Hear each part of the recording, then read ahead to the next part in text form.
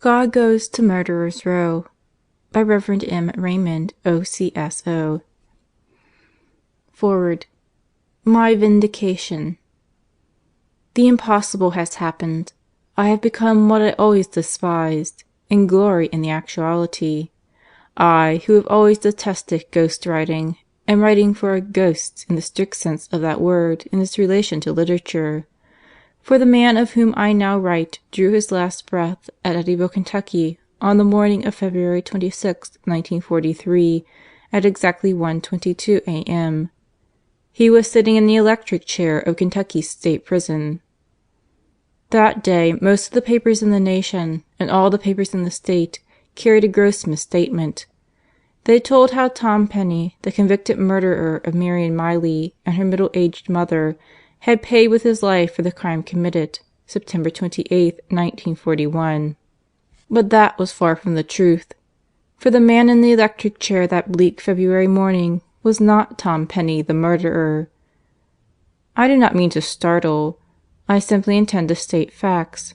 Tom Penney the murderer had died 14 months earlier, on a Sunday afternoon, December 21, 1941, in Fayette County Jail at Lexington, Kentucky, and there had been buried. That is why I say the body through which the electrocutioner sent 4 fierce shocks on February 26, 1943, belonged to a man far different from the scar-faced Tom Penney who, with Bob Anderson, had entered the Lexington Country Club early that Sunday morning in late September 1941, to come forth with guns almost empty, a paltry $130 in their hands, while behind them one woman lay dead and another dying. To tell who it was from whom the state exacted the supreme penalty that February morning is only one of the purposes I now write for a ghost. But that revelation alone could be justification enough for the bounding joy I feel in my change of attitude and vindication enough for my rupture of Trappist silence. For Tom Penney the murderer had once confessed that to him God was only a 3-letter word, and as far as any practical bearing on his life was concerned, those 3 letters might just as well have been XYZ. Whereas the man who entered Eddyville Death House in the company of Big Jess Buchanan, the prison's warden, had but recently written, "My only peace is in God and with God. Until I am with Him, His Mother, and all His saints, I am miserable." The man strapped into the electric chair this February morning had said again and again, "I know that death is the only way to God, and I am very impatient to be on my way." On behalf of this one who is so impatient for death, I speak, but it is the miracle story of his rebirth that I tell, and I tell much of it in his own words. Those words I have before me in 221 letters, 2 poems, 2/3 of a thumbnail autobiography, and the last will and testament. The letters, all but 15 of them, were written in those 14 months that stretched between the time Tom Penney the murderer died and the dark February morning when 4 severe shocks sent life out of the body of a man who sat in Eddyville's electric chair. Though each bears the signature of Tom Penney, I ask you to decide whether or not so much as a single line was written by Tom Penney the criminal.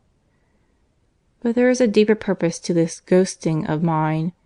I write not to tell you merely of the value of the soul of him who died in the electric chair, but to tell you that your own soul and the soul of every human being is of infinite worth. And the book world of our day has made my writing necessary for, although our bookshelves literally bend under the weight of testimonies to God's grace, most of them are by or about the literati. We have biographies and autobiographies, magazine articles and clever symposia, telling brilliantly of the conversion of the learned. They run the full gamut, from the Confessions of St. Augustine and the Apologia of Cardinal Newman, down to Now I See by Arnold Lunn and The 7-Story Mountain by Thomas Merton. Marvelous though these testimonies be, they may lead some to forget that every soul is so infinitely precious to Almighty God that He will spare no pains to save the least and the worst of us, stalking us even to the death house to save us from hell. But if His stalking is to be successful, we must see as did this man at Eddyville. This book, then, is written only for those who want the revelation of truths that are soul deep, and of souls that are deep in truth. All others can turn back to their Sunday supplements, comic strips, and tabloids. Since this is to be a revelation of God for God's glory, let me do as did my father, St. Bernard, who pointed out that on the Friday afternoon we now call good, one was saved on Calvary's top, and only one. One, he says, so that none of us may ever despair. Only one, lest any of us ever presume. And that aspect of Calvary was reenacted at Eddyville on the night of which I speak. For 3 men died, but only one. Let Miriam Krause speak for me. She says, 3 men shared death upon a hill, but only one man died. The other 2, a thief and God himself, made rendezvous. 3 crosses still are borne up Calvary's hill, where sin still sits them high. Upon the one sag broken men, who, cursing, die. Another holds the praying thief, or those who penitent as he, still find the Christ beside them on the tree. 3 men shared death at Eddyville, but only one. Well, let me begin the story of this soul's salvation, or the story of every soul's salvation, even that of the very Mother of God, began at Gethsemane. It is America's, not Palestine's, Gethsemane of which I speak. But those 2 are so closely knit in time and for eternity that he who stood hesitant in the doorway this afternoon in late October 1941 could just as well have been the Apostle John as one of his 20th century successors, Father George Donnelly. He was trying to decide which way he would go back to Covington. On what gave every appearance of being a whim, he decided to go home through Lexington. It was that decision which brought death to Tom Penney, the murderer, and sent a far different man to the electric chair at Eddyville. For what Father George took to be a whim was actually the will of God, and while it is true that it was Father George's hand on the wheel and his foot on the accelerator, it is even truer that Jesus Christ did the driving that day. As the priest sped through the October afternoon, he was conscious of a great sense of peace. His short retreat at the grey-walled city of God called Gethsemane had brought him closer to the source of the beauty he now found all around him. His cigar was drawing perfectly. His machine purred as it ate up the miles. Small wonder that he himself was aglow with the realization that life is good. With the woods around him full of colour, the world above and below washed clean by yesterday's rain, and the rich tang of autumn in the air, he drove on, never dreaming he was heading for the leading role in a drama that would end not in the dark room of death of Kentucky's state prison, but in the blinding white light of heaven's high halls. That sounds mysterious, but we are dealing with mysteries, deep ones. And as Father George sped through the brilliant autumn countryside toward Lexington, Austin Price, chief of the Lexington Police Department, and Guy Maupin, his superintendent of identification, were facing another deep mystery, that of Tom Penney, the murderer. Chapter 1 of God Goes to Murderers' Row. Price is uneasy. Guy Maupin trotted down the steps of the Fayette County Jail and swung jauntily along Short Street. A few dozen strides brought him to the city's police headquarters, where he pushed through the door, swept along the corridor, and quite airily entered the office of the chief of police. He found Austin Price with the Morning Herald spread out before him. "Any bouquets for the detective department today, Chief?" Price's large head came up. His nod was both greeting and an invitation to be seated. "Newspaper men know only one language, Guy. They are not complimenting us this morning, or any other morning." "Well, after the roasting they gave us for about 10 days, I thought they might be decent enough to—" "Decent?" Austin Price was almost sneering. He sat back. "What I'd like to know is why they picked on the city police for a job that belonged to the county patrol, and why they've singled me out as a target and overlooked the sheriff. We cracked the case, Guy, but it really didn't belong to us." "Of course it didn't. The Lexington Country Club is fully 3 miles from the city, but I'm not sorry we did the job." "Neither am I," rejoined the chief. "But why do the papers write us so?" "Wish I knew. Maupin pushed his hat far back on his head. "What stops me completely is their silence on the speed with which we cleaned up the mess. Think of it! We were pulled from our beds on Sunday morning, September 28th, to find Marion Miley, nationally known golf star, sprawled out in her pajamas on the floor of her apartment at the country club, with a bullet in her back and another through her brain. Down the road, her mother, Elsie Ego, has just crumpled with 3 slugs in her stomach. By Wednesday she's dead. And what have we to go on besides the 2 bodies? A messed up bedroom, 3 slugs from a .32 automatic in a mattress, and 2 buttons from a man's coat." "That was about all, wasn't it?" said the Chief. "The smart newspaper boys tell the world it was an 'inside job.' You were smarter. You told us it was local, and set me thumbing the files. In 2 days we knew exactly whom we wanted. Before the week was out, we had teletyped his description to every state in the Union. If the busybodies in the paper and on the phones had left us alone, we might have had him sooner." "They gave us the tip on the car," objected Price quietly. "Tip!" snorted Maupin. "We were told a newsboy had seen a 2-tone Buick sedan parked at the club Sunday morning.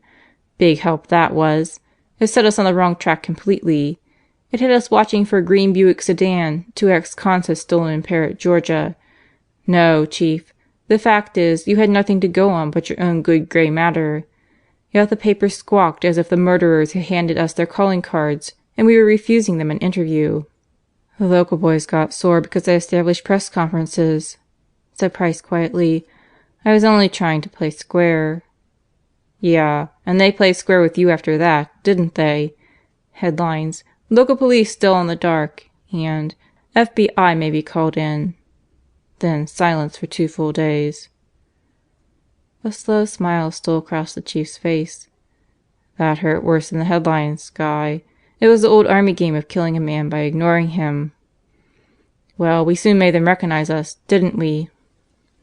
God gave us a break." "I suppose He did. But if so, it is only another proof that God helps those who help themselves. Look at the facts. September 28th a crime was committed. October 1st you have nothing but 2 corpses on your hands. Yet, by October 9th, you have the criminal and his confession." "Oh, not so fast, Guy. Not so fast. We got the call from Fort Worth, Texas, October 9th, saying they had picked up a man answering the description we sent out." "Come on, Chief. It said more than that. It said they picked up 2 men in a 1941 2-tone Buick sedan, bearing Kentucky license plates. It said one of them was from Lexington. The man we wanted, Tom Penney. It said the other, Leo Gaddis, another ex-con, had worked in Louisville recently. It said a shell from a .32 automatic and a pair of women's sports shoes had been found in the rear of the car. Why, that call gave us everything but the confession." "You'd never think so if you had gone to Fort Worth with me," said the Chief, as that same slow smile crossed his features. "You never did tell me how you got the confession, Chief. Was it hard to make Penney talk?" Price shook his head. "It's never hard to make Tom Penney talk. But to make him tell the truth is another story. He had been talking to, and laughing at, the police and newspaper men at Fort Worth for 2 days and 2 nights when I arrived there, Saturday, October 11th. But he had told them nothing. They had picked him up with Leo Gaddis and some woman on the 9th. The girl and Gaddis were soon discharged. Penney was held for me. He had denied all knowledge of the country club affair and given a reasonable account of his actions since leaving Louisville, October 1st. But it was what he had been doing just prior to the 1st that interested me." Price rocked on his swivel before going on. "I slept Saturday night. After early Mass Sunday I arranged to see Penney alone. They shut us in a room at 9 o'clock. It was not quite 1 when I came out. For me the probe of the Miley murders was over, but a greater mystery had begun." "Yeah?" "Yes. Remember I had set you and the boys checking on Bob Anderson the minute we learned his was the car Penney had been driving when picked up? You found him at the Cat and the Fiddle, his nightclub in Louisville.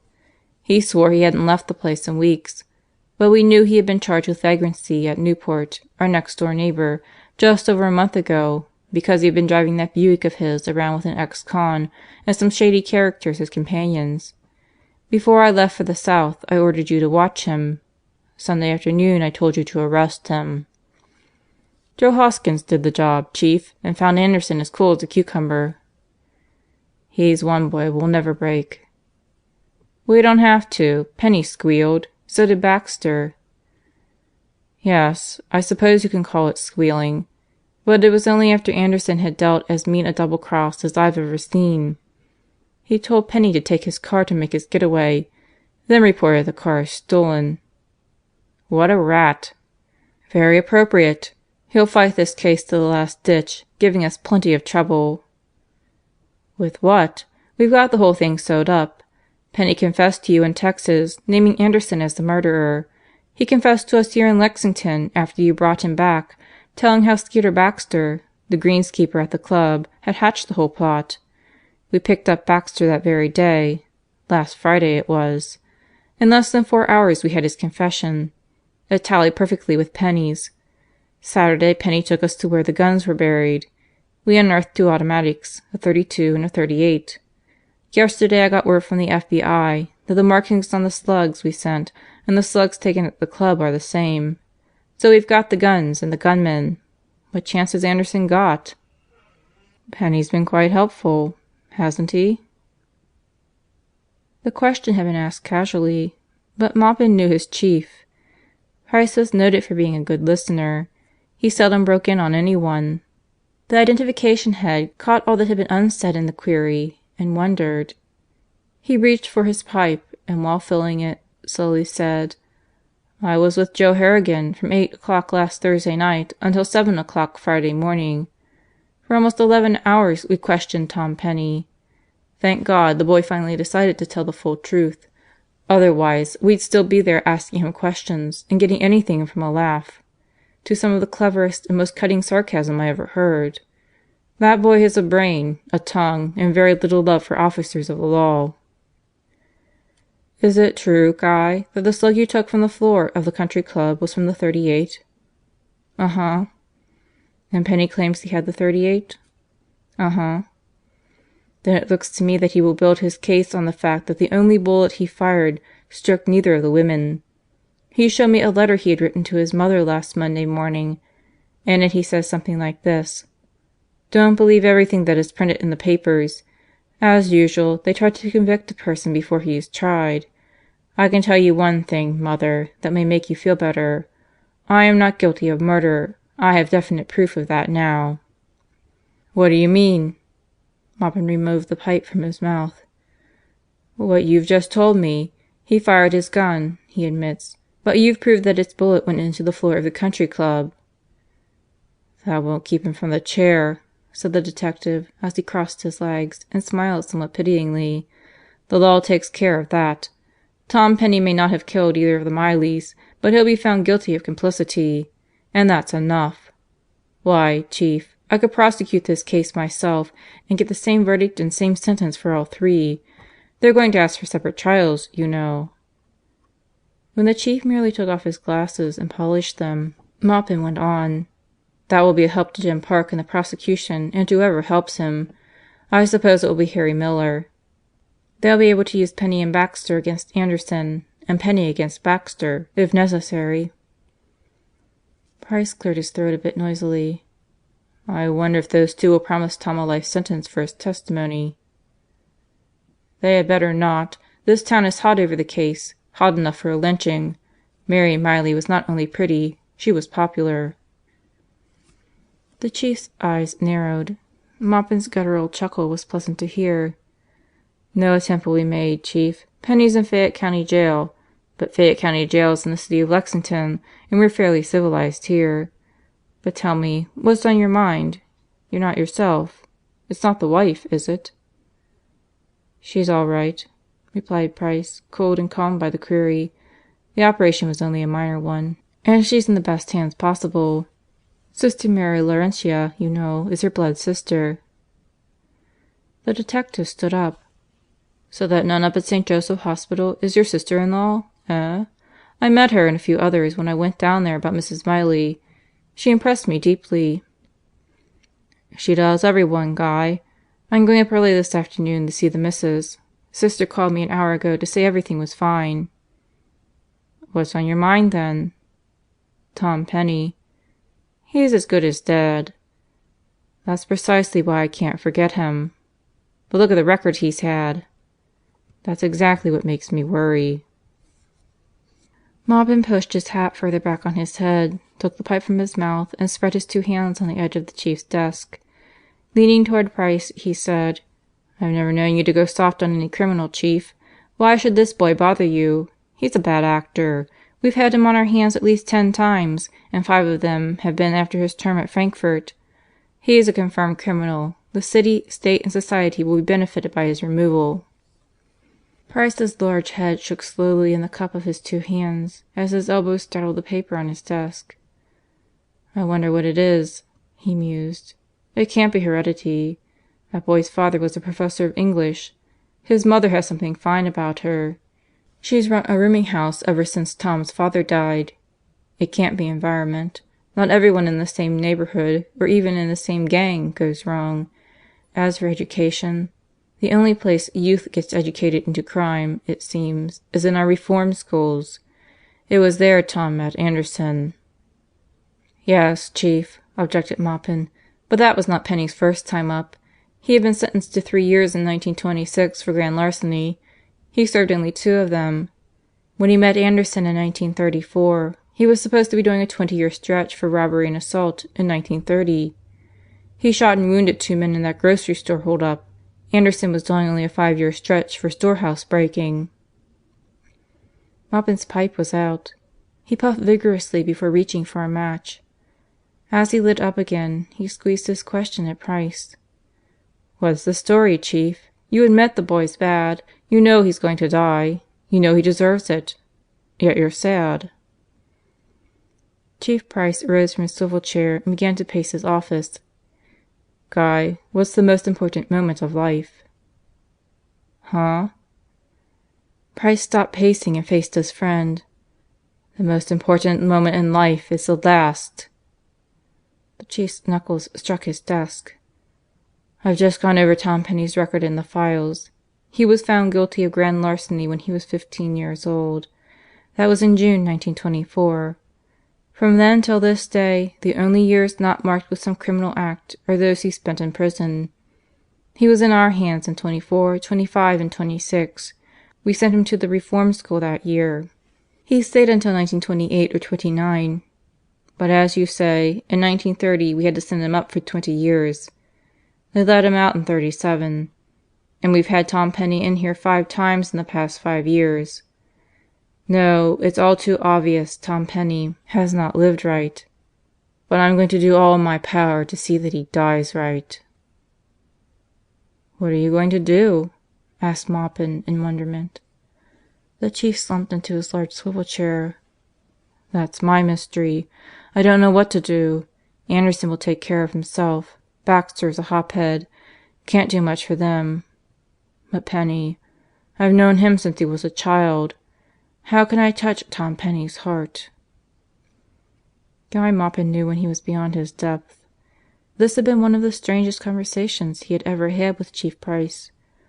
Obviously, his superior was deeply concerned about a man who held little more interest for the police department. What should he say to ease himself out of a talk that was beginning to bewilder him? He decided to be blunt. "Aw, forget him, Chief. Lepers don't change their spots. Once a criminal, always a criminal." Austin Price's head turned swiftly. His eyes were sparkling behind his horn-rimmed glasses. "Did you ever hear of Dismas?" "Have we got his prints?" "I doubt it, though he was a criminal with a pretty bad record." "Well, what about him?" "He ended the way I want Tom Penney to end." "How was that?" Chief Price spaced his words deliberately. "Dismas was convicted and sentenced to death. He died. But it is where I want Tom Penney to die. At the side of Jesus Christ.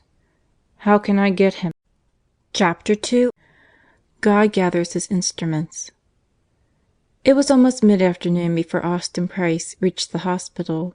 He hurried along the corridor. but checked his pace as he neared his wife's room, for the half-open door allowed him to hear a merry chuckle.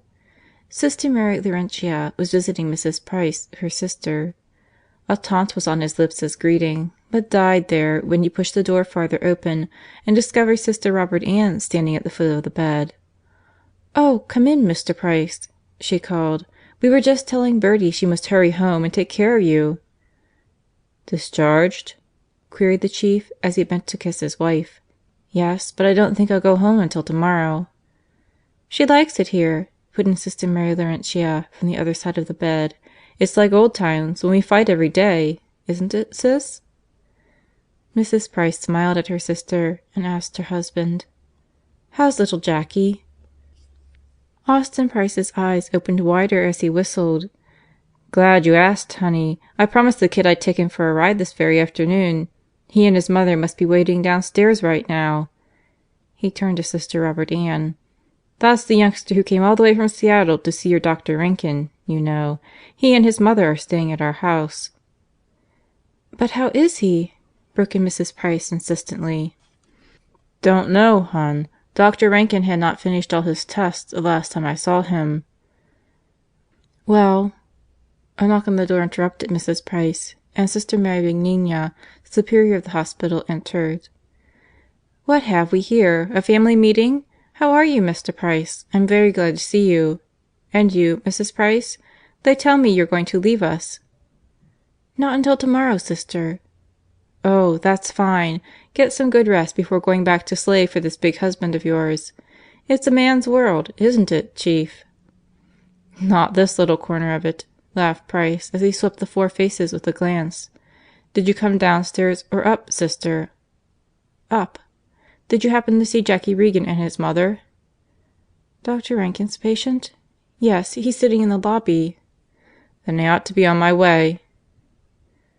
"Wait," cut in Mrs. Price. "Sister Mary Benigna, wouldn't it be grand to have Sisters Robert Ann and Mary Laurentia go out for a nice drive with the Chief and the little fellow? I've been after them every day to get out for fresh air, but they pay as little attention to me as does the Chief when he's on a hot case." "I'm obeyed no better, Mrs. Price," said the Superioress as her hands played with her beads. "I tell every Sister in the hospital to get as much fresh air as possible, but "The air in the hospital is much more safe. Think of all the disinfectant, the antiseptics, the other sterility," cut in Sister Mary Laurentia. "Go on with you," replied the Superioress. "You and Sister Robert Ann chaperone the Chief as he takes the little boy and his mother for a ride. I want to talk to Mrs. Price alone.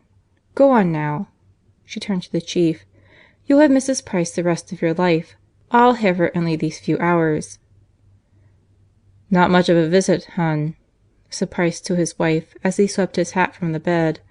"But I'll be back in no time. How soon will you be ready, Sisters?" "Oh, they'll be out the door before you," replied Sister Benigna.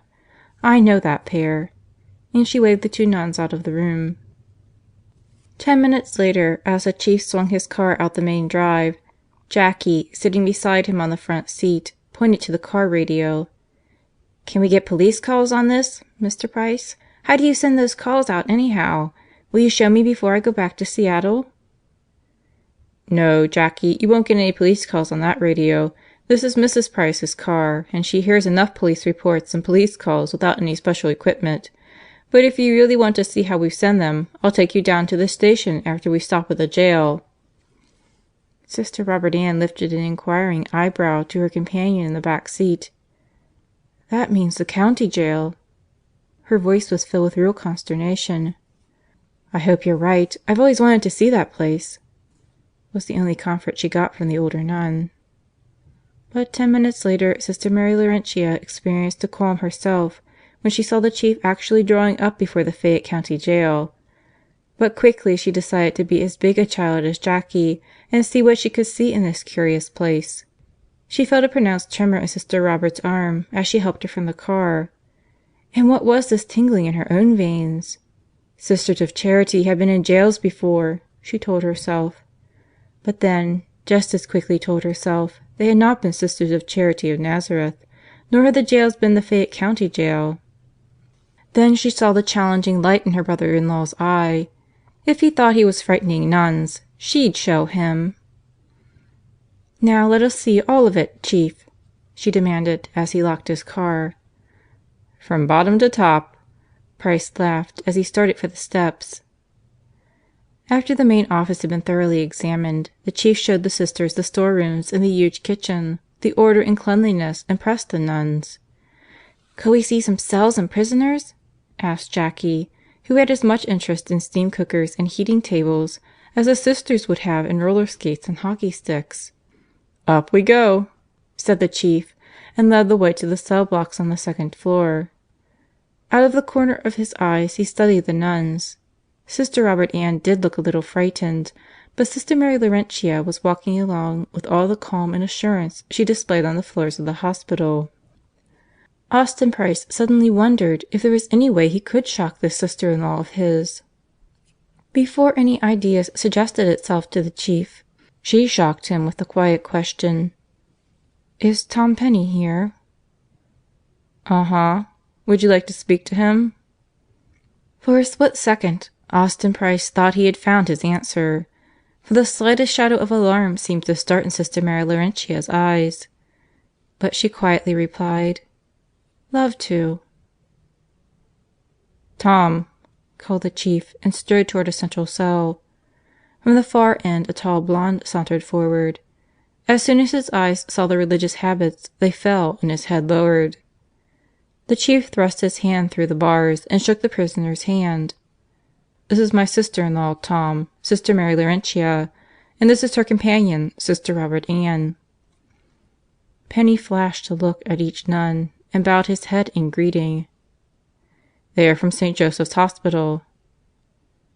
"I know," came the quiet reply. "I have seen the Sisters from St. Joseph's before. I have worked there." "So?" said Sister Robert Ann, stepping nearer the bars. "Well, I want you to know the Sisters at St. Joseph's are praying for you, Mr. Penney." "Thank you," was the somewhat embarrassed response. "Do you know the Our Father, Tom?" asked Sister Mary Laurentia. "I'm afraid I've forgotten it, Sister." "Well then, just say often, 'My Jesus, mercy.'" "Yes, Mr. Penney," put in Sister Robert Ann. "No sin is too great for Him to forgive, you know. And He loves you." Austin Price was studying the prisoner as the Sisters talked. Never had he seen Tom Penney so intent on anyone's words. It was a concentration totally different from the alertness which characterized him while on his guard under questioning. Now he appeared anxious to catch the full import of the little speeches. "Thank you, Sisters, and I'm very grateful to you for coming, and to you, Mr. Price, for having brought them. I have a young man here, Tom, who wants to see you. This is Jackie Regan from Seattle, and this is his mother." "Hello," said Jackie, and held out his hand. "Hello yourself," said Penney, taking the hand. A trace of a smile lighted his scarred face. Then the party moved on. Tom Penney turned back to his bunk. Squatting on the edge of it, he put his head in his hands. "My Jesus, mercy," he mumbled, then frowned. "I wonder how the Our Father goes, anyhow." Before any answer came, Tom Penney was smiling twistedly. Cynically he lit a cigarette, and as he snapped the match into the far corner, wondered what Bob Anderson and the rest of the boys would think of him going religious. He blew a scornful puff of smoke toward the ceiling and stretched full length on the bunk. Staring at the juncture of the bars and the ceiling, he went over the events of the past few weeks. Soon he twisted in disgust and muttered, "What rotten breaks!" He was thinking of the last Saturday in September. He and Anderson had no intention of shooting when they entered the club. Baxter had told them there was just one old lady there, and that it would be like taking candy from a kid to gather in 10 grand. 10 grand! He hadn't got $100 out of the whole stinking mess.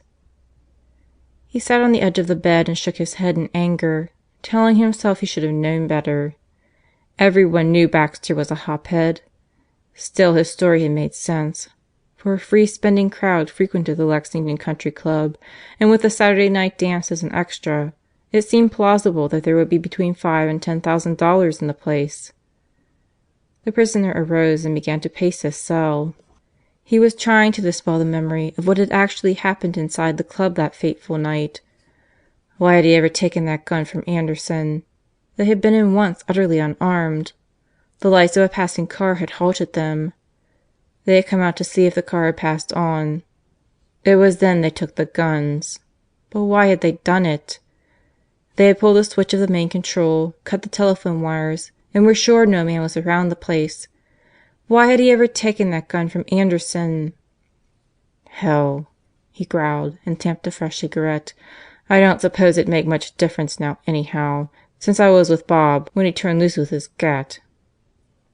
Over on the bunk again he stretched out, blowing clouds of smoke ceilingward, and marvelling at the courage and strength of Marion Miley. He could not recall ever having seen the girl in his life, but from what the papers said he was sure it was she who had come from her room and not only grappled him, a long 6 feet of bone and muscle, but actually knocked him down. It was then that his gun went off. Penney was breathing hard as he reviewed this event, but now he drew in a long inhale and, while letting it out, said within himself, "Thank God they found one bullet in the floor." Soon he was sitting up thinking, "Why can't my lawyer make a case of that? Let him grant that I was there, that I went there to rob, that I was armed with a .38. That's all true. But there's the unquestionable evidence that I committed no murder. The bullet, the only bullet from my gun, the only .38 in the place, was found in the floor, not in either of the bodies." With his elbows on his knees and his head in his hands, he wondered how Bob Anderson felt about it all. The FBI bullet experts had proved the slugs in the bodies in Mrs. Miley's bed were all from Bob's .32, and still Anderson maintained his innocence, denying all connection with the crime. "That guy's an iceberg or crazy," whispered Penney somewhat fiercely, and flicked grey ash to the floor. "I involved him. Baxter involved him. The guns involve him. And now the slugs. But the guy goes on denying it all. Whew! How does he expect to get away with it? Of course he's got money and mouthpieces, but even so." Flinging himself back on the bunk, he asked himself if he had really ratted on his pal. He gritted his teeth as he thought of how he had been taken. A traffic light, a lifeless signal would now most likely mean 3 lives. It was at Fort Worth, Texas. He had been driving all over the South for 10 days, and nothing had happened. He had been to Florida, came back through Georgia and Alabama, had crossed Mississippi and Arkansas without the slightest trouble, had even telegraphed Anderson for more money and received it within a few hours. But then, down deep in Texas, a traffic light turned against him, and that light might yet mean the electric chair. With a chuckle that was like a growl, he swung his long legs down on the floor and sat on the edge of his bunk with his huge hands spread wide on each side of him. Again he gave that hard, harsh chuckle. "That's what I get for obeying the law." But suddenly he was sitting bolt upright. His grey blue eyes narrowed, and a glint, as cold as steel, leaped from them. "Rat?" he thought. "Rat? Why, it was Anderson who ratted on me, reporting his car as stolen after giving it to me for a getaway. If it wasn't for that, those dicks in Fort Worth would never have given me a second glance. Wait until I see that guy again." Then the 3 days and 2 nights of constant questioning at Fort Worth came back to him. The corner of his mouth lifted in a sneer as he thought of how they had badgered him, bullied him, and all but beaten him in a fruitless effort to worm a confession out of him. Had he to deal only with such dicks, he'd be a free man today, or at most a suspect auto thief. But Chief Price had come down from Kentucky. Tom Penney rocked a bit on his bunk as he faced a real puzzle. He knew he should be hating Austin Price with all the hate of his being, and yet, far from hating him, he found himself almost liking the fellow. He had been decent. He had talked to him like a human being, had treated him like a man. For 4 hours they had been together that Sunday, yet never once had the Chief raised his voice. Quietly, almost considerately, he had put question after question, and even more quietly noted down Tom's replies. As he rocked back and forth now, Penney could hear the calm voice of Austin Price. "Tom, you're contradicting yourself." Even more clearly he could hear his own voice. A voice that was not near so calm, a voice that was harsh with a false bravado, and resonant with a confidence that was assumed. It was a resonance that spoke to the trained ear of guilt. "Puff! Do you think I'm going to confess to a double murder?" With a start Tom Penney sat up. "That's where I made my mistake," he told himself. "If I had kept on answering instead of asking." But then he shrugged his shoulders and comforted himself with the thought that they would have pulled it out of him finally anyhow. No man could face the grilling Chief Price administered without tripping up somewhere. He ground the stub of the cigarette under his foot as he concluded he had not "ratted," but had been trapped into an admission. But the fact that he had been captured at all was Anderson's fault. So if blame there be for the mess they were in, let that double crosser take it. If he hadn't reported his car as stolen. Tom Penney stood up and stretched. This kind of thinking would do no good, he told himself. It was crying over spilt milk. Let the cat lap such stuff up. Late that evening, just as he was thinking of retiring, Penney heard his name called.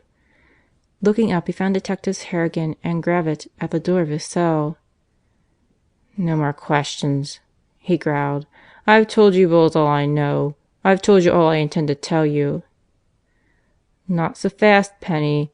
Says a friendly visit this time." "Friendly!" Penney sneered. "Officer Harrigan speaking.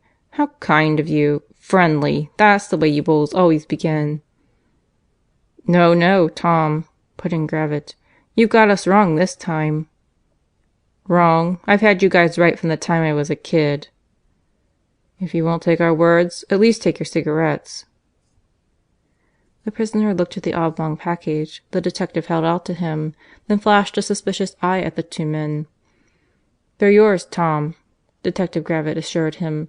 "Joe and I saw them lying on the desk as we came by, and thought we'd bring them up to you. What kind of a day did you have?" Penney took the carton from Harrigan's hand, read the return address on the upper left-hand corner, smiled, and tossed the package on the bunk. Then he answered Gravitt. "Not bad at all. Ate well, slept well, saw the morning and evening papers, even had some visitors. I'll call it the end of a perfect day if you two won't fire questions at me all night." Joe Harrigan relit his cigar. "Questions ended. Chief gave orders to leave you alone. Seems to like you, Penney. Glad you had a good day. Hope you have a nice night. See you later." Tom smiled as the two men swung down the cell block. He took the carton and reread the return address. He fished a pencil from his pocket, reached for a piece of paper, and sat down to acknowledge the gift to his cousins. 5 minutes later he sealed the envelope, placed it on the thin ledge between the bars, took another piece of paper, and wrote: "Lexington, Kentucky, October 22nd, 1941. Dear Chief: You will never know just how much I appreciated your visit this afternoon. I never knew that an officer of the law could be so human before. Isn't it strange how one learns such things too late? And the price one has to pay for them. It is not of myself, I think. My suffering is nothing compared to Mother's, my brothers and sisters, and all my friends. What hurts so bad is to think what I could have been had I chosen the right road instead of the wrong. If I could only tell the world the story of my life, it would be sure to help someone. Chief, honestly I have told you all I know, and it is the truth. I told them the other night that I wanted you present. They said you were sick and wanted me to tell them. They were all very kind and considerate. And, Mr. Price, if there is nothing that you can do for me, I at least know you are sincere on my behalf, and I want you to know that I hold no malice against anyone on earth, and that I have the deepest respect for you and the force. I also think Mr. Maupin, Harrigan, and Gravitt deserve a lot of credit in this case. They certainly stuck with it to the end, without rest. I am not throwing bouquets for sympathy. I really mean this from my heart. I just want to say something to show my appreciation of their and your kindness. For all the hard things I have said and thought in regard to officers of the law, I am sorry. Very sorry. I see them differently now. If you feel... oh, I don't know how to express myself. But if you feel bad about having to crack this case, Please don't. I know it is your duty. Mr. Price, I would like very much to know the names of the Sisters who were with you today. God bless them. They are always the same, so kind and sympathetic. I always felt a sort of security to be in their presence. Well, Chief, I won't take any more of your time. Try not to think too badly of me. And remember I honestly am sincere in all I've said. To you and yours, best of health and good luck. Respectfully, Tom Penney. The prisoner read his letter over. For a moment he was tempted to tear it up. It sounded crawling. He did want to thank Price, but somehow these lines did not ring with the gratitude he wanted them to have. He had said some pretty nasty things about cops both at Fort Worth and here in Lexington, but now he felt differently toward them. Price was okay. So were Maupin, Harrigan, and Gravitt. He owed each an apology, and he owed the Chief some real thanks. But this letter sounded... Then his eyes fell on the paragraph about the nuns. Were those few sentences the real reason for this long letter? What was it they had said? They were praying for him. For what could they be praying? He had been caught. He had confessed. His days of crime were over. If he didn't get the chair, he'd surely get life. So for what could they be praying? For what? The question finally had him folding his letter and addressing it to the Chief. If nothing else came from it, he might get the names of those nuns and write to them to find out what they were praying for. "Surely not for my life," said Penney as he prepared for bed, "and I know they wouldn't be praying for my death." But a few moments later, as he pulled the blankets up under his chin, he admitted that they might be praying just for that. He hadn't lived right. The Sisters at St. Joseph Hospital might very well be praying that he die right. The thought disturbed him. Did he know anything about dying? He remembered well the impulse that seized him when the cops had recognized him at Fort Worth by means of his long facial scar. He was tempted to force them to pull their guns and kill him there at the wheel. He could not now tell himself just why he had denied that impulse. It would have saved him so much trouble, the questionings, the publicity, the long ride back and the shameful return to his home city. Then the weeks that lay ahead with the trial. Why hadn't he done it? Was it because of the others in the car at the time? Leo Gaddis and that woman they had picked up? Stupid how chivalrous he was towards all women, no matter how little worthy of chivalry they might be. As he turned on his side, he told himself that was the very reason he had not forced the cops to open fire, a skinny, hard-faced prostitute. But then his eye caught a solitary star in the heavens, and he wondered if there was not something more to it than his own false chivalry.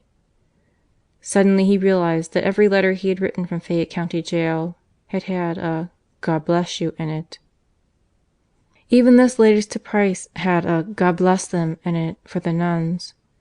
Yet at Fort Worth he had laughed into the teeth of one of his questioners who had asked, "Doesn't God mean anything to you?" "God?" he had laughed. "To me that is only a three-letter word. And for all practical purposes, those three letters might just as well be XYZ." Then why was he writing of God to his mother, his cousins, and even to the Chief?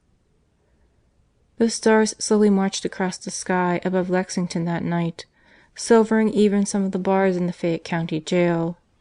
They were majestically calm and peaceful, but Tom Penney slept a light and troubled sleep beneath them, never dreaming that he who had set those stars in their courses had been gathering instruments to bring him back to the orbit traced out for man.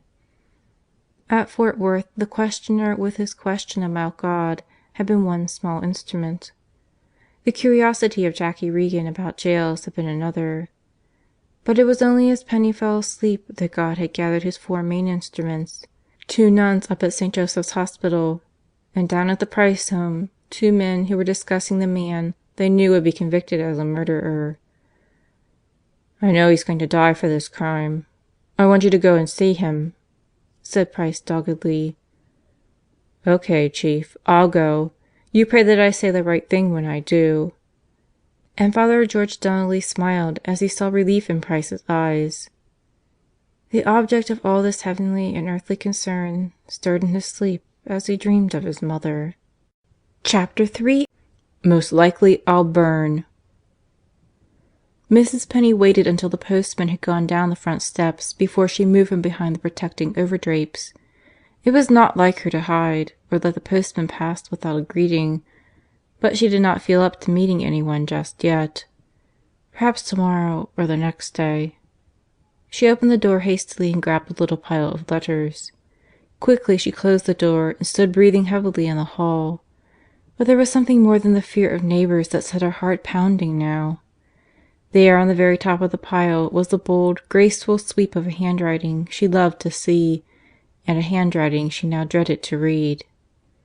Staring at the clear calligraphy of her own name, she suddenly found the characters shimmering and herself sobbing. The bills, advertisements, and boarders' mail she placed upon the table in the hall. The one that had set her sobbing was taken to the kitchen. She felt more at home in the kitchen. Quickly she drew her rocker to the window, wiped her eyes, and polished her glasses, then opened the envelope, which was postmarked Lexington, November 9th, 1941. My darling Mother, hope this finds you much better. I am okay. Just finished supper. Fried chicken, cranberry sauce, tomatoes, celery, and devil's food cake. I still have fruit and candy to go. So you see I am not suffering from lack of food. Of course that came from outside, but the jail food is good, and plenty of it. Father Donnelly was here this afternoon. Said he came to see you Wednesday and was coming again. How do you like him? How did she like this tall man with the very white skin and the silky white hair, hair that was so thin he seemed bald? How did she like this man whose kindly blue eyes were filled with so much genuine sympathy and real understanding? Yes, he had come on Wednesday. She had not known how to greet him, but he had been so gentle and had talked so friendly about Tom that she had loved him immediately. Yes, she could tell Tom that she loved this priest who was being so good to him and to her. The white head bent over the letter again.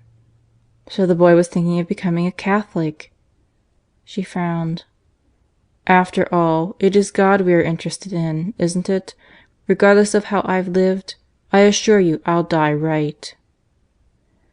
Mrs. Penny looked up to the ceiling. Why was the boy writing so definitely of death? Had he given up all hope? Would not the lawyers prove that he did no murder? She rose, went into her bedroom, and from their place of security took a card and 2 letters, then returned to her kitchen, with its better light and its rocker. The letters were unfolded when she arrived. There it was, in the very first letter he had written from jail almost 3 weeks before. She knew its every syllable by heart, yet she must read it again. Dear Mother, I don't know what to write to inspire you. I know you are heartbroken. However, Mother, don't worry. It is not as bad as it seems. Don't believe everything that is printed in the papers. As usual, you know, they tried to convict a person before trial. I can tell you one thing that will make you feel better. I am not guilty of murder. I have definite proof of that. Leona Penny's eyes went to the window, but they saw not the bleakness of November. They saw nothing, for the mother was feeling again the surge of relief that had risen from the very depth of her being the night her son, Charles, had told her the one bullet from Tom's gun had been found in such a position that it was evident he had killed neither of the Miley women. Then why was he thinking so much of death? She returned to the first letter's second page and read again those earliest hints of death. "Please don't let it worry you, Mother," he had written, "for I am ready for whatever comes." She picked up the picture postcard which rested atop the second letter. She glanced at its highly colored face and read the legend, "Rock Garden and Cypress Gardens in sunny Florida." Then, at its few words, "Mother, will write later. Am okay. No address as yet. Lots of love." How much more those words told her now than when she had first read them. The card had arrived on October 9th. It held the first word she had had from Tom since the Saturday morning of September 27th, when he told her he was going to Louisville to look for work. He had gone to Louisville, but that night he was back in Lexington with Baxter and Bob Anderson. That night they had robbed the country club. She read the card again, and remembered now how disappointed and puzzled she had been when she first looked on the Florida scene and thought her boy that far south. She now stared as her eyes fell on the postmark for the first time, and read Delhi, Louisiana. He had been on the run, then, was dodging police, worried sick no doubt by newspaper accounts. Yet he had thought of her, had managed to allay suspicions and banish fears. He had reason to close with "lots of love." The mother looked at the card and knew that no volume could tell the complete story held in this little 2-cent postcard. But how soon the comfort it brought had vanished. That very evening the papers had told of Tom's capture at Fort Worth. Quickly she unfolded the second letter that lay on her lap. It was dated October 24th. Father Donnelly came to see me Friday night. Sent me some books. Everyone has been so nice. Lorraine and Edith sent me a carton of cigarettes. Jean sent me 4 packs. Everyone wants to know if there's anything they can do for me. But no one can do what I want done. Stop you from worrying. As she wept quietly, she forgot what he had said about becoming a Catholic in the remembrance of his filial love. But there was one who could not forget, and he was on his way to Lexington from Covington that very moment. Father George Donnelly was driving rapidly and thinking faster than he was driving. He was living over again the events of the day he had first met Tom Penney, Friday, October 23rd. He had offered Mass at St. Joseph's Hospital on that morning, listened to Sister Mary Laurentia's account of her meeting with Tom as she led him to Mrs. Price's room. Sister's reaction to the man had impressed him.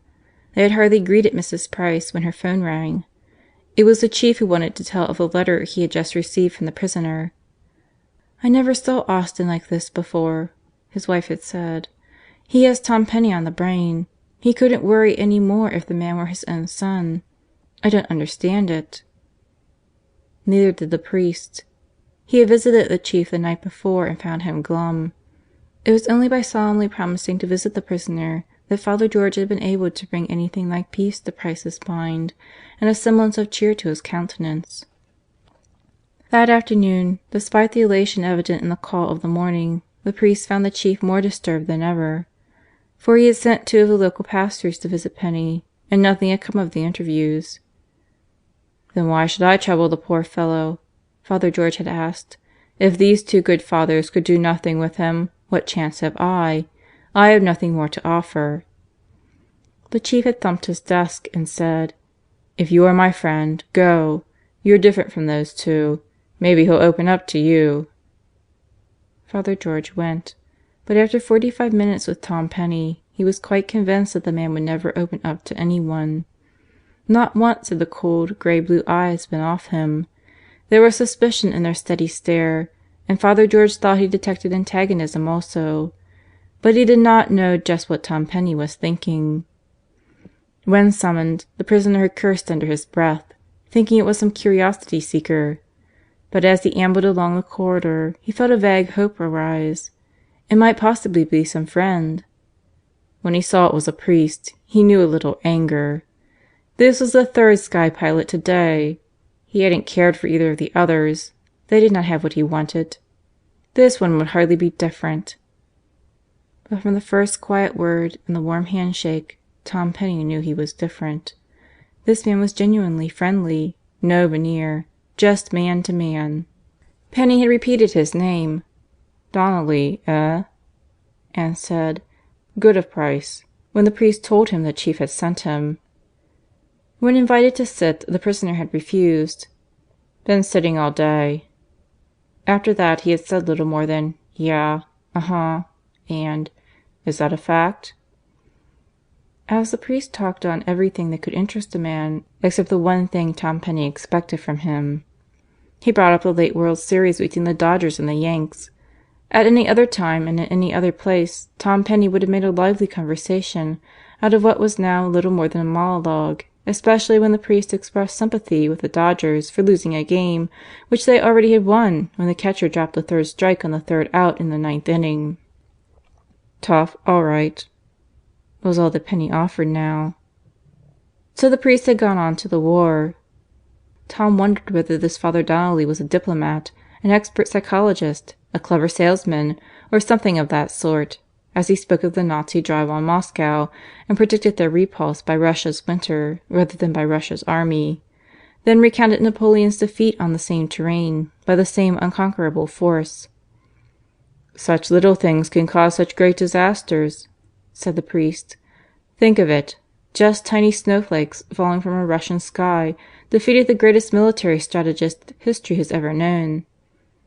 Then, as if mesmerized by the paradox, the priest went on to tell how tiny raindrops were the ultimate cause of a catastrophe Tom had heard about when a very small boy, the sinking of the Titanic. As the priest went on with other examples of little things causing great disaster, Tom was expecting him to end with, "And a tiny traffic light was your great undoing," or "The tiny pressure of a finger on a trigger can bring terrible trouble." But to his surprise and relief, the priest had said, "But tiny things can cause great triumphs too, Tom. St. Peter was converted by a look, St. Augustine by the voice of a little girl. The Battle of Marengo turned on a drummer's boy not knowing how to beat 'Retreat.' You remember the story of the English king who watched the spider? Try again, don't you?" "Uh-huh," was the only comment Penny supplied. It was not very heartening, but Father George was determined to keep his promise to Price and do his utmost. He talked of the little thing that had turned the tide in the Duke Colgate football game a few days previously, of the Kentucky Wildcats' 21-6 victory over Xavier, discussed teams in the Southern Conference, and ended by saying that Center's praying colonels needed another Beau McMillan. Tom agreed, but that was all he offered to the attempted conversation. So Father George came closer home. "Are they feeding you well, Tom?" "Okay." "Have you plenty of cigarettes?" "Uh-huh." "Do the guards allow you papers?" "Oh, yeah." Father George arose. His watch told him he had been 3/4 of an hour with this man. His head told him he had accomplished nothing. His heart told him he must break through this cold steel of reserve behind which the man hid himself, if he were ever to do Tom Penney any good. But how to do that he did not know. "Well, Tom, I'd love to be able to help you. Is there anything I can do? Anything that I can send in?" "Naw, nothing." "I've got to be going, Tom. Just remember I'll always be praying for you, and if there is anything..." The priest held out his hand. Tom Penney did not take it. He was still staring at the priest with eyes that bored like blue flame. The priest did not know exactly what to do or what to expect. What happened was the last thing he could have expected after the experience of the past 45 minutes. "Will you sit down a few more minutes, Father?" The priest sat. "I'm in a tight spot. I want to talk to you about religion. Most likely I'll burn for these murders. I haven't lived right. I want to die right. I want to die a Catholic." Tom Penney sat on the edge of a chair and bent toward a priest whose heart was doing very odd things. "I don't know much about your religion. I ran around with a gang of kids who were Catholics when I was young. I used to sit in the back of the church while they went to confessions on Saturday afternoon. When I was at Frankfurt we had to attend chapel. I chose the Catholic service, but I didn't know what it was all about." The prisoner paused. The priest found his eyes not exactly friendly, but the piercing gleam had left them. He bent forward and smiled. "Okay, Tom. I think I can fix it so that you can receive instructions." "What do you mean? With Chief Price?" "I wasn't thinking of him, Tom. I don't imagine there'll be any difficulty there. I was thinking of one of the local priests. Father Sullivan, perhaps." "Oh," said Penney and arose. There was both finality and disappointment in his tone. "If you can't do it, forget it." "But, Tom, I'm stationed in Covington. That's 80 miles away." "Oh, I didn't know. That's okay. We'll forget it." "Oh, no, Tom. I'll get Father Sullivan or..."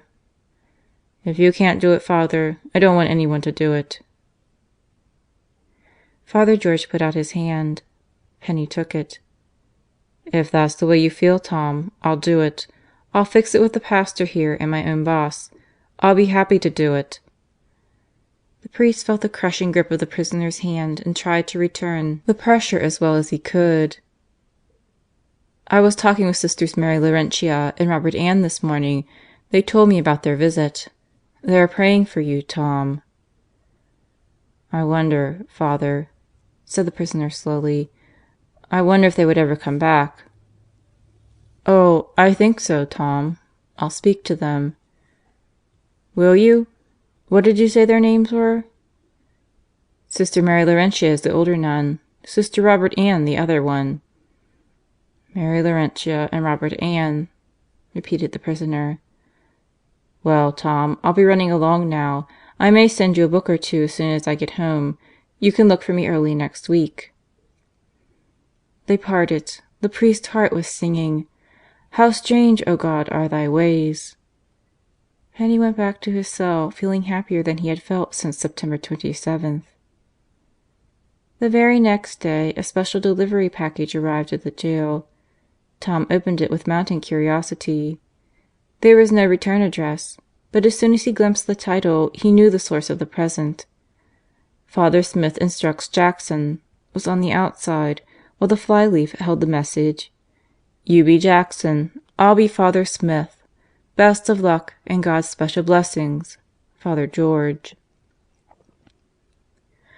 While now taking a turn on the road, Father Donnelly recalled rapidly the 5 visits he had managed to East Short Street those first 2 weeks, and admitted he had received almost as many revelations as he had given to Tom Penney. On the very first visit Father George saw that he would not instruct Tom Penney half as much as Tom Penney would instruct him. The prisoner had read the first part of Father Smith Instructs Jackson, not only with a mind that was open, but with one that closed, as Chesterton says every open mind should close, like an open mouth over something solid and substantial. Tom had many questions to ask, but they were questions that showed he read and reflected, had assimilated much, and was now looking for amplification rather than elucidation. "It all fits so perfectly," he had said the day they talked of creation, of the purpose God had in mind when He made man, when He made Tom Penney.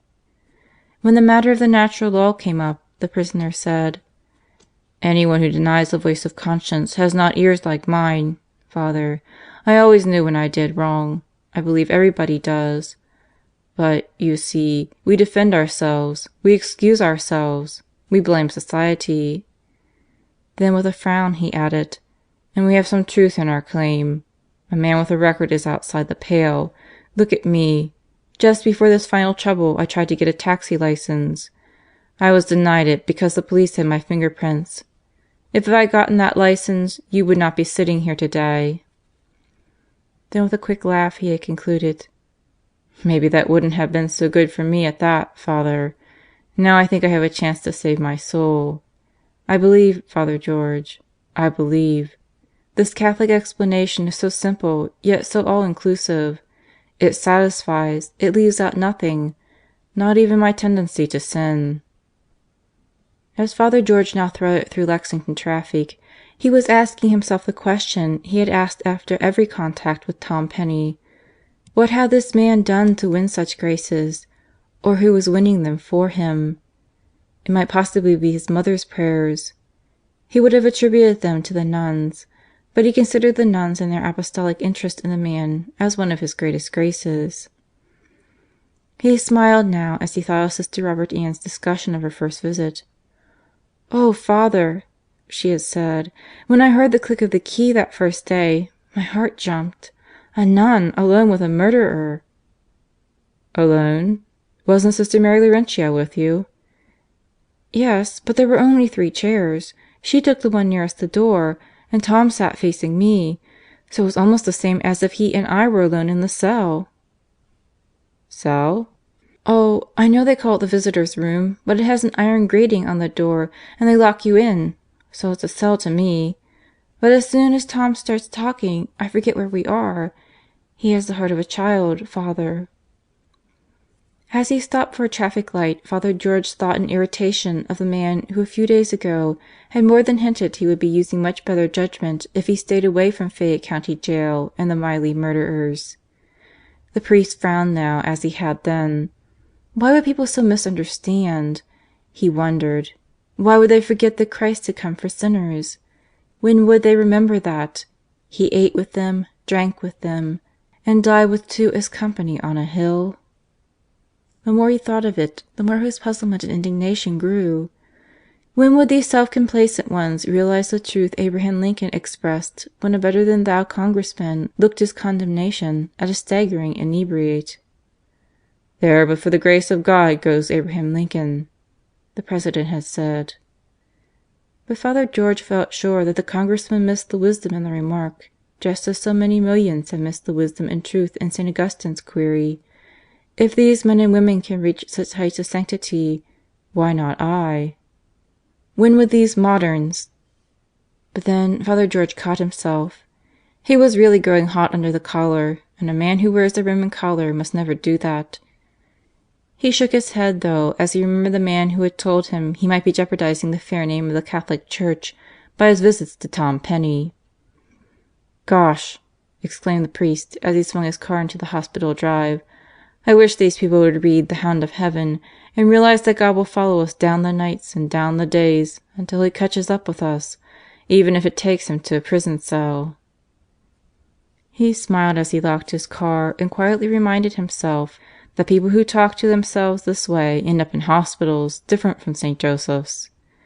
The grapevine had gone to work before he climbed out of his car, so it was not to be wondered at that Sisters Mary Laurentia and Robert Ann were in his room almost before he hung up his coat.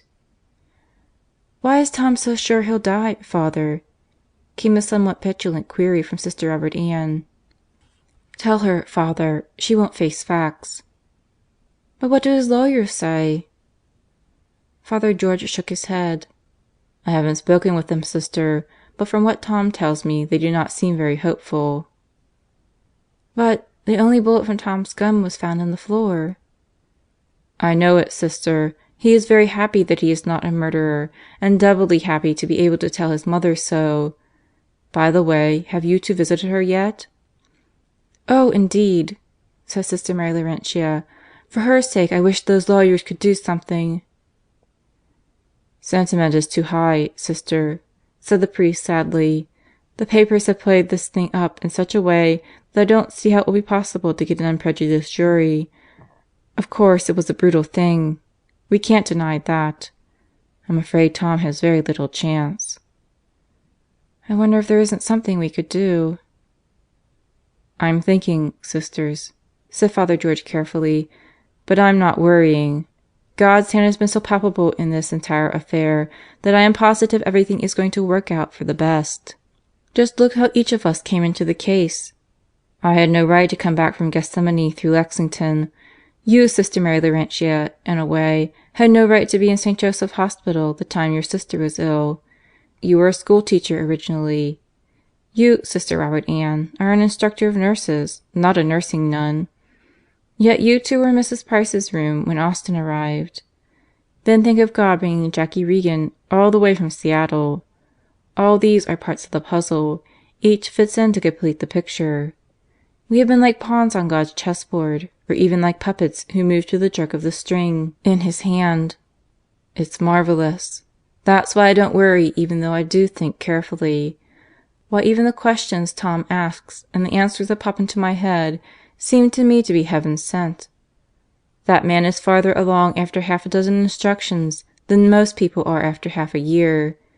It is that fact which makes me believe his time on earth is short." "But look, Father," put in Sister Mary Laurentia slowly. "Tom has turned state's evidence. Isn't there a possibility that he may get life instead of the chair?" Father George's eyes narrowed. "Have you ever mentioned that to that brother-in-law of yours?" The nun shook her head. "Austin is the one man who could answer it, Sister. I must confess I had thought of it. In fact, I mentioned it to Tom and tried to get him to use it in order to cheer up his mother. His answer was, 'I'm not going to kid myself, Father, neither will I kid my mother. If we expect the worst and get something better, our joy will be all the greater.' The Chief told me down in Texas that he could offer nothing. Maupin, Harrigan, and the other one, Gravitt, said the same thing here. So I don't expect anything from the state. But I'm going to go through 100%. "Why?" broke in Sister Mary Laurentia. "The very question I asked him, Sister. Can you guess the answer?" "The very question I asked him, Sister. Can you guess the answer?" "The very question I asked him, Sister. Can you guess the answer?" "The very question I asked him, Sister. Can you guess the answer?" "The very question I asked him, Sister. Can you guess the answer?" "The very question I asked him, Sister. "I can," said Sister Robert Ann. Sister Robert Ann said happily, "He knows now what it means to please God." "Close enough, Sister. He said he was never going to offend God again; that he had enough on his conscience already without adding so much as a little white lie." "Isn't it wonderful to watch a man's soul grow?" "And humiliating, Sister. Tom Penney is still only a catechumen. He is not a Catholic as yet. But how many Catholics, how many priests, how many religious are striving for perfection as he is?" Sister Mary Laurentia laughed lightly. "Just like you to talk of striving for perfection. But will you talk to the Chief about that State's Evidence angle?" "I had planned to, Sister. But it's a delicate subject. This town is in an angry mood against Anderson, Baxter, and Penney. So angry that I feel sure we shall see a perfect exemplification of summum jus, summa injuria." "What in the world does that mean?" asked Sister Robert Ann. "It means, Sister, that the law will be applied in all its rigor. Baxter, you know, wasn't even in the club. Tom's gun went off, but his bullet killed nobody. Yet all three men will probably die. One for the actual murders, the other two as accomplices. It's the law." "But doesn't State's Evidence always get a reward?" "Usually, Sister. But as I said, feeling is too high. Tom knows that. He keeps saying, 'Most likely I'll burn.'" "Well, I'm going to pray that he won't," came the determined and somewhat defiant reply from Sister Robert Ann. "We'll be with you, Sister," said Father George softly. "In the meantime you speak to the Chief." "I shall, Sister. But you know my immediate concern is bringing Tom Penney to birth by baptism rather than to death by the chair or to life imprisonment. But, tell me, isn't it time for the trays?" The two nuns laughed.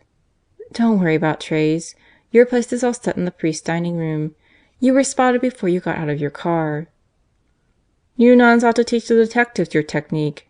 Nothing escapes your eyes." Chapter 4 Sentenced to Birth.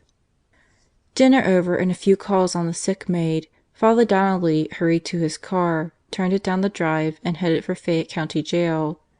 Signs of preparation for Armistice Day along the main streets set the priest thinking that it was something of a crime to celebrate such a day when most of the world was at war.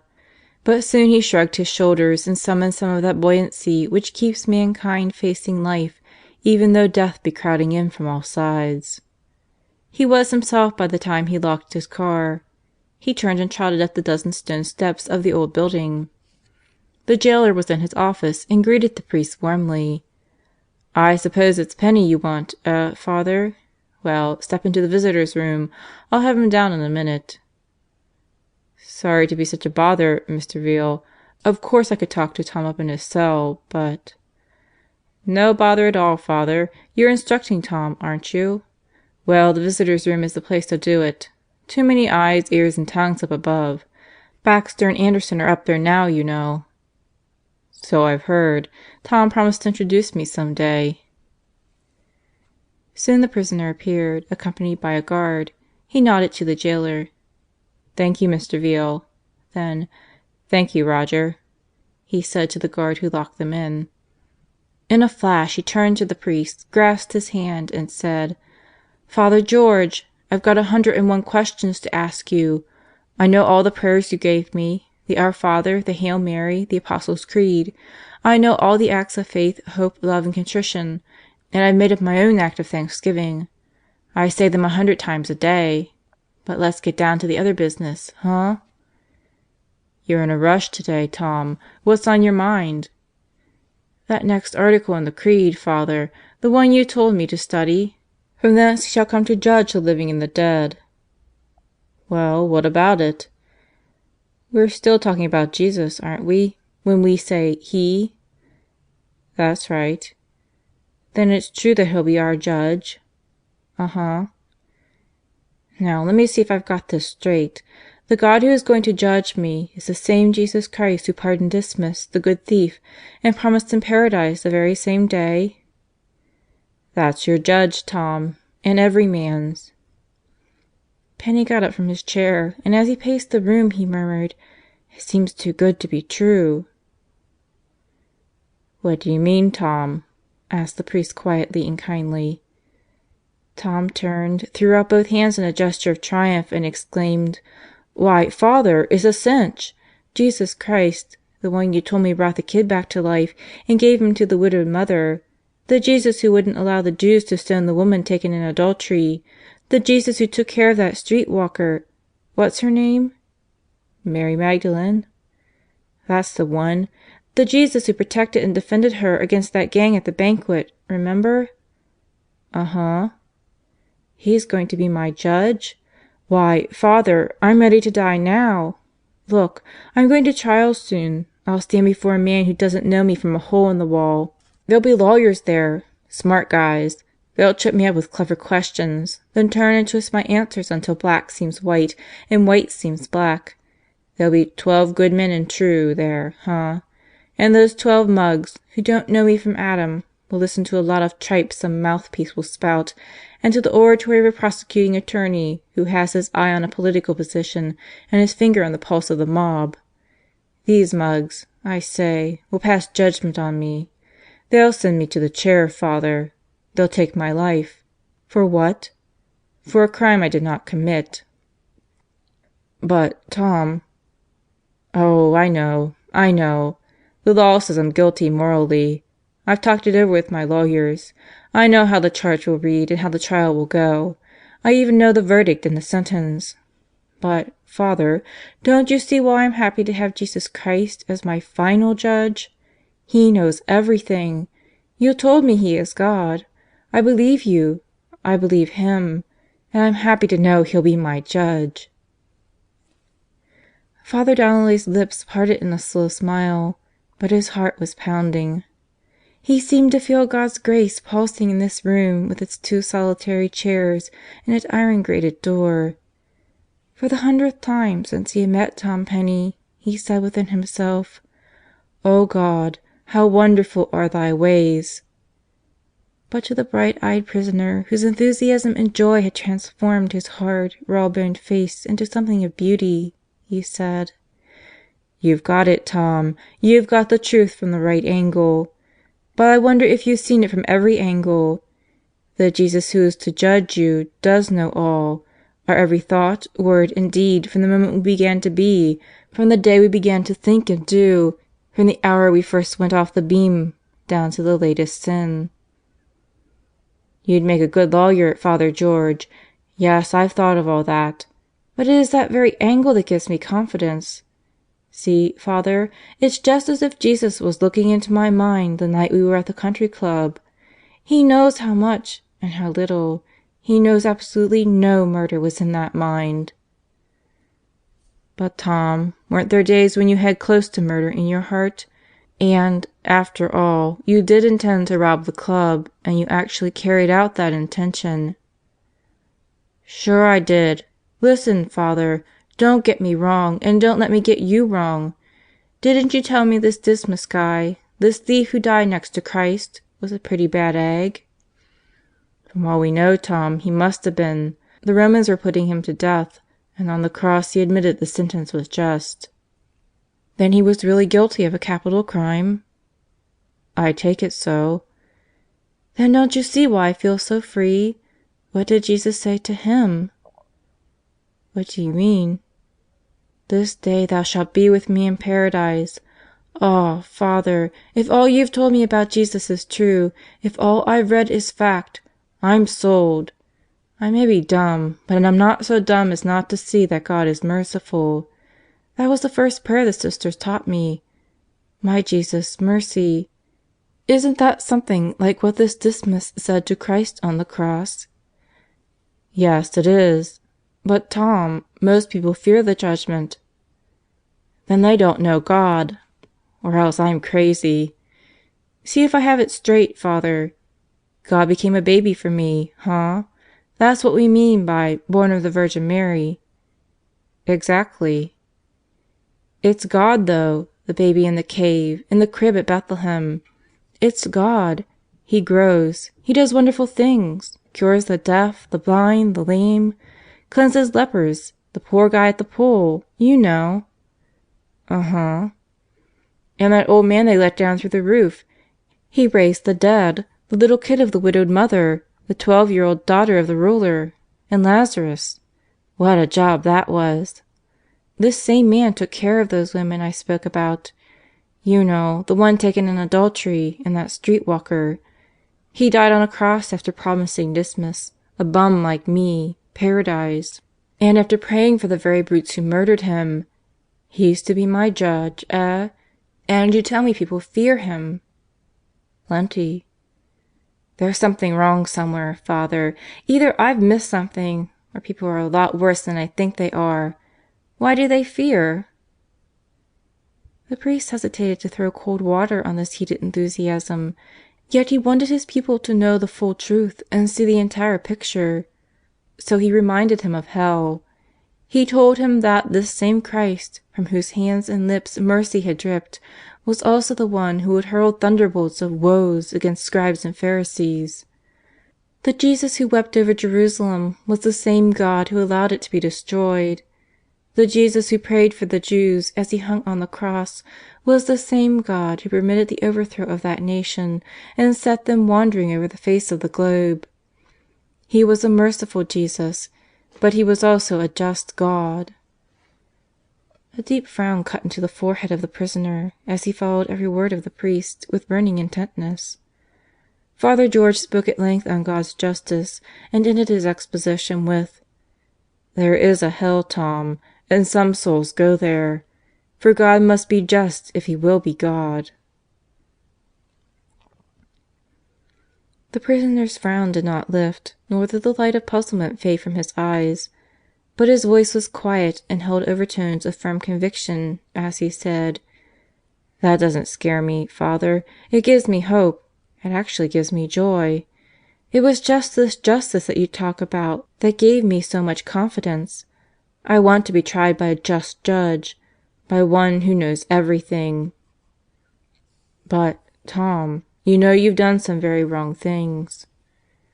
"More than I can count, Father. More than I want to count. But think of that Dismas guy. What did he do but plead for mercy and get it? I can do the same. So can everyone else with any brains.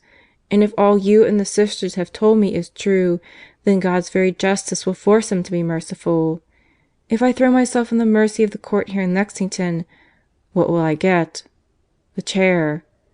But with God... Ah, no, Father, you can't fool me. Maybe it's heresy, as you say, or blasphemy, but I still feel that His justice will make Him merciful. How about it?" Father Donnelly's mind was groping in his memory. Where had he heard or read something just like that before? Was it from Fulton Sheen? No. It was further back and more authoritative. St. Augustine, maybe? Sounded like him. Was it in the breviary? Somewhere someone had said something just like this prisoner had said. God's justice will make Him merciful. He looked closely at Tom Penney. "Tom," he said slowly, and tapped the prisoner's knee, "I won't call it either heresy or blasphemy. I'll call it the truest statement of truth I've ever heard. Where did you get it?" "It stands to reason, Father. Or maybe it was something I picked up from the Sisters. In their short visits they teach me much more than they ever realize. Sister Robert Ann told me of the prodigal son. He made a comeback, or rather he had guts enough to walk back, and his father was all father, wasn't he? He forgave the little tramp everything, wined him, dined him, turned on the music. Sister told me God is just like that. He is our Father. Isn't that the way we begin the Lord's Prayer? Our Father? Sister Mary Laurentia told me of the Good Shepherd and the Good Samaritan. I hope I'm not all wet. But this article of the Creed which you say scares people is the one that has given me most joy." Father George had come prepared to cover this one article and expected a rather difficult time. He had conjured up a situation where he would have to stress the mercy of God without slighting His justice in order to reassure the prisoner. Now he found the tables turned, and was forced to stress the justice without slighting the mercy. He did so, but Tom surprised him again with the statement that God's justice would force him to be merciful. The priest looked at his watch. It was nearly 5 o'clock. How speedily this hour and a half had flown! He sat back with his thumbs in his vest pocket. "Okay, Tom, study the next article. I'll be here Thursday or Friday. Now how about introducing me to Bob and Baxter?" Tom Penney's face changed. The light that had danced in his eyes as he talked of Christ and judgment faded. Even his voice changed. "Bob's not ready yet, Father. I'll bring him to you when he's set. Trust me." 2 weeks later, when the last article in the Creed had been covered, Tom said: "I'm sending Bob down this afternoon, Father. Let me warn you, Bob's a cold customer. But I've been praying and the Sisters said they'd pray." When the priest asked how much he had seen of Anderson, Tom replied, "Perhaps too much." Then Father George learned of all that had transpired upstairs since the three men had been housed under the one roof. There was a trace of bitterness in Penney's tone as he told of the lawyers Anderson had been able to hire. He and Baxter had to take what the court offered, but Bob had the service of W. Clark Odie and S. Rush Nicholson of Louisville. From notes Anderson had sent him, it was evident to Tom what line of defense these attorneys were preparing to follow.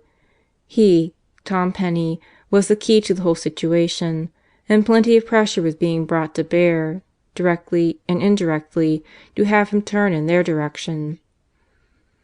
He looked a bit worried as he said: "We'll be tried in about 2 weeks, and I'm to be the main witness."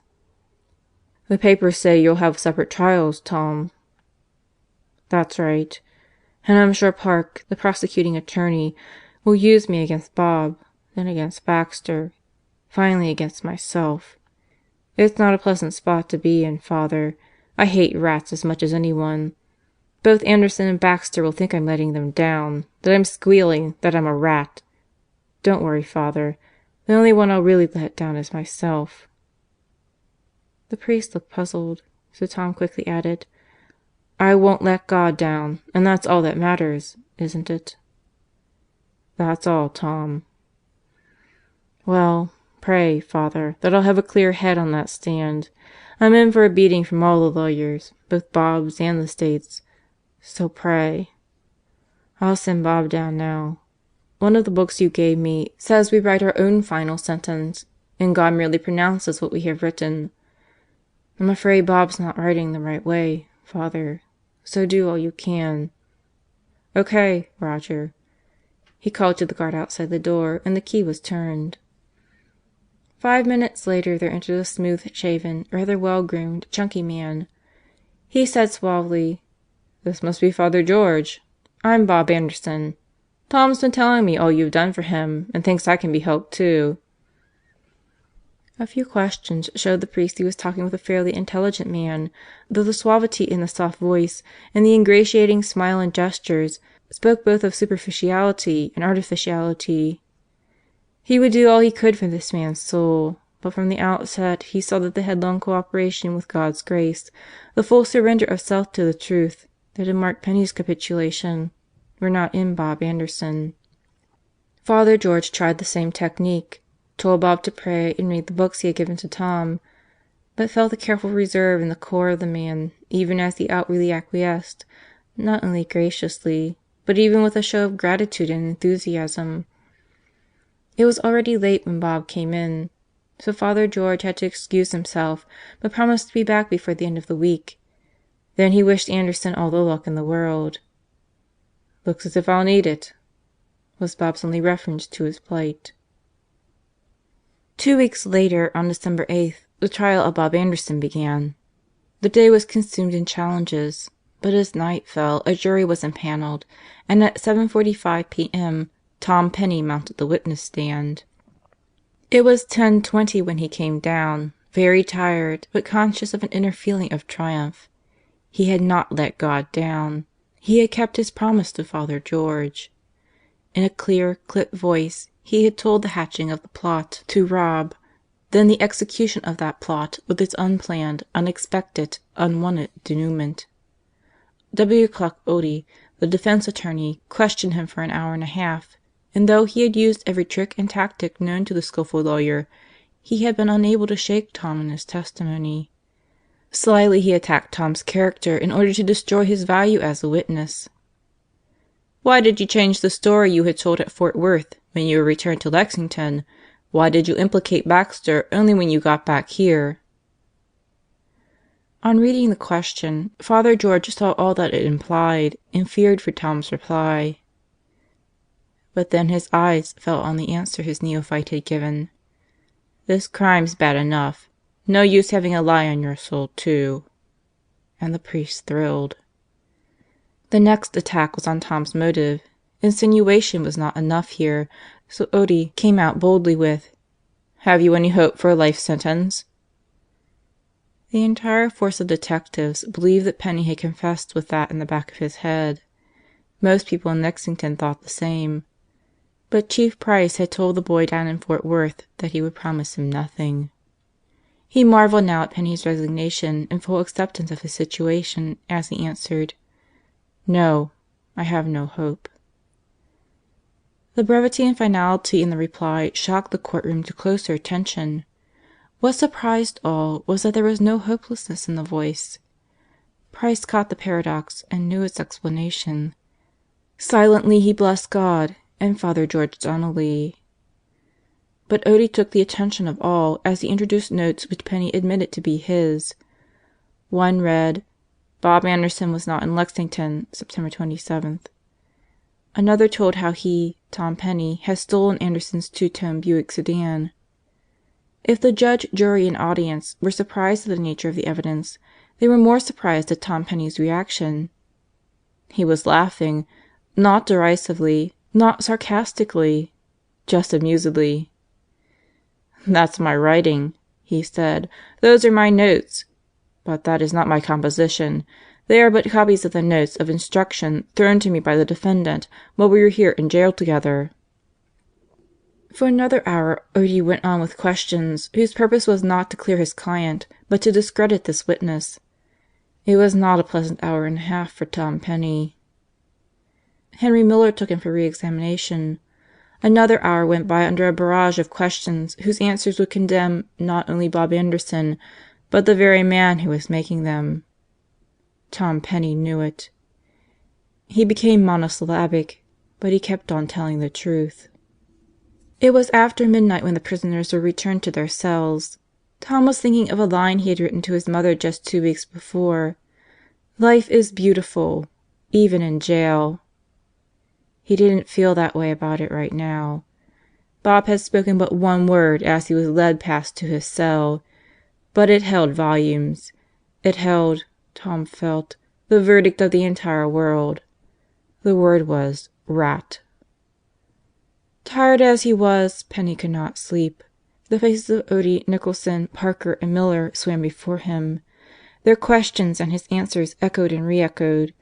But it was the face of Bob Anderson that puzzled him most. Bob had sat through it all, chewing gum and smiling confidently. What could his lawyers have concocted? After the testimony of the night, it would have to be something most unusual to impress the jury.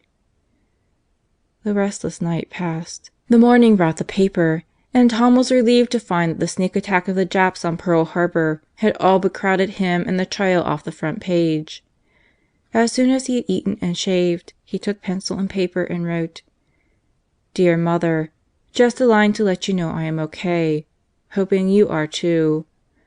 Well, Mother, I guess you've seen the papers. That was the hardest thing I ever did, but there was no alternative. I had to tell the truth, and I am not sorry. Just try to bear it, whatever the outcome. I won't be tried until next Monday. And, Mother, if you only knew how this thing has changed me, you would not worry half so much. I know you are going to worry. That is natural to any mother. And anything I say seems so small. I just can't express my regret, Mother. All I can say is, if I do go, I'll go to a better world. So try to look at it that way. Charlie came by Saturday and brought me some cigarettes. I know how hard it is for anyone to come here. Sister Mary Laurentia and Robert Ann from the hospital were here Saturday afternoon. They certainly have been good. They want to go to see you again. Guess they will, too. Tell everyone hello and keep your chin up." He was not tried on Monday, for Anderson's case consumed a week. On Tuesday the jury learned that only one bullet came from the .38, the gun Penney used, yet both victims had been shot more than once. Tom saw that they were pointing the case toward Bob, but also saw that his lawyers could use all this matter to point the case away from him. He hoped they were on the alert. On Wednesday the guns were traced to Anderson with unimpeachable evidence. Thursday the case was closed, and when Park, the prosecutor, climaxed his case with Tom's testimony and closed with, "Penney has been promised nothing. This crime is so terrible that everybody connected with it should pay with their lives," Tom knew what he could expect when he came to be tried. The jury was out almost 24 hours. One of their number was holding out for a life sentence instead of death in the electric chair. But finally, at 9:30 p.m. on Friday the 12th, the verdict was given. Bob Anderson was found guilty of the Miley murders, and his sentence was death in the electric chair. On Monday, the state prosecuted Raymond Baxter. Again Tom Penney was the star witness. He told how Baxter had hatched the plot, saying there would be between $3,000 and $10,000 at the club, promising to cut the wires, open the doors, and see to it that no one was around but one old lady. Delmore Howard cross-examined Tom for an hour and a half, but accomplished no more than W. Clark Odie had the previous week. Penney was telling the truth, and no one could shake him. When Harry Miller took him for the prosecution, Tom furnished one of the few laughs of the trial. Among the routine opening questions the attorney asked was the one, "Where do you live?" Tom smiled and asked, "Now?" The courtroom rippled with appreciation. Miller colored and corrected himself. Before you were confined." The case carried over until Tuesday, when Park, summing up, admitted that Baxter was not guilty of murder physically, but was guilty of it morally. Tom knew what his own trial would be like. The jury was out only 2 hours. Its verdict was guilty, and the sentence, death in the electric chair. Tom's trial began the next day. The courtroom was crowded as never before in the entire case. Tom scanned the crowd anxiously, then breathed with relief. He had espied his sister and knew that the family was loyal, but he saw that his mother was not there. She had heeded his plea not to come. A jury was impaneled, and soon Penney found himself again on the stand. There was no need for long questioning. Tom had confessed at Fort Worth, again at Lexington when returned there, and lately in each of the 2 trials. Park asked why he had testified against Anderson and Baxter. "To satisfy my own conscience more than anything else." "When did your conscience first bother you?" "When it happened at the country club." That was too favorable a bit of testimony. Tom Penney was appearing at his best. So Park shifted his ground.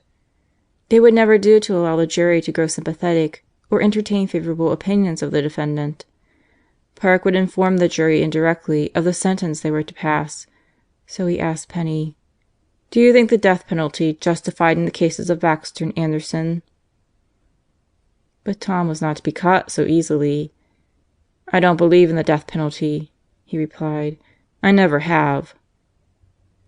Once again Park felt himself checkmated. But he knew the sentiment of the town and felt reasonably sure that the jury shared it, so he quickly concluded his case and turned the defendant back to his attorneys. Martin summed up his case in exactly 26 minutes. In the circumstances he did about the only thing possible. He showed Tom's worth as a witness. For this purpose he had called Chief Price and Guy Maupin to the stand. From their testimony it was patent that Tom Penney had broken the case not only for the police but for the state.